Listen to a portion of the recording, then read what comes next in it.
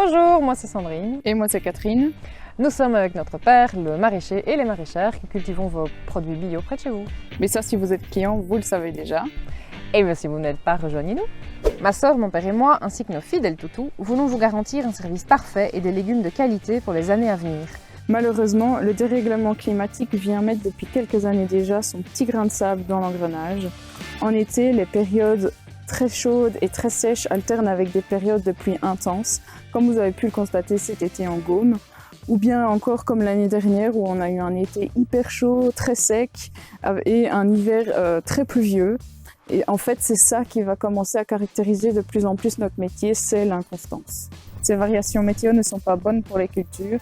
Lors des pluies violentes, il y a trop d'eau en trop peu de temps. L'eau ne s'infiltre pas dans le sol, elle ruisselle jusqu'à la mer. Tout de suite après, lors de fortes chaleurs, les plantes subissent un stress dû au manque d'eau. Notre système alimentaire est basé sur de la stabilité et on ne veut pas attendre sans rien faire. Alors on a eu une idée en famille. Et si on stockait toute cette eau qui tombe en grande quantité sur nos serres, histoire d'en avoir quand il n'y a plus rien qui tombe du ciel. Car actuellement, on arrose en grosse partie à l'eau de distribution. Cela fait plusieurs mois que nous réfléchissons à une solution. Comment récolter l'eau qui tombe sur nos serres tout nulles? Et puis, où la mettre ensuite? D'abord, nous avons pensé aux citernes enterrées, mais nous perdions beaucoup de volume rien qu'avec l'épaisseur des parois.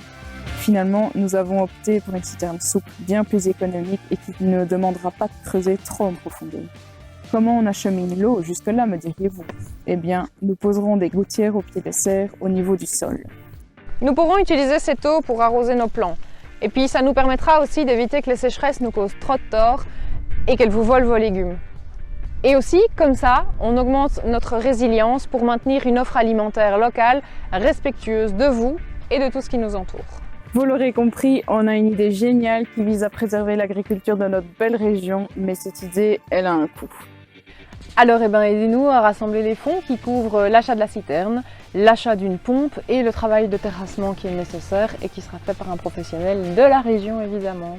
Parce que oui, creuser seul, même avec l'aide des chiens, ça risque d'être vachement long. Alors filez-nous un coup de pouce et comme ça on pourra continuer à proposer des légumes de qualité pendant toutes les années à venir.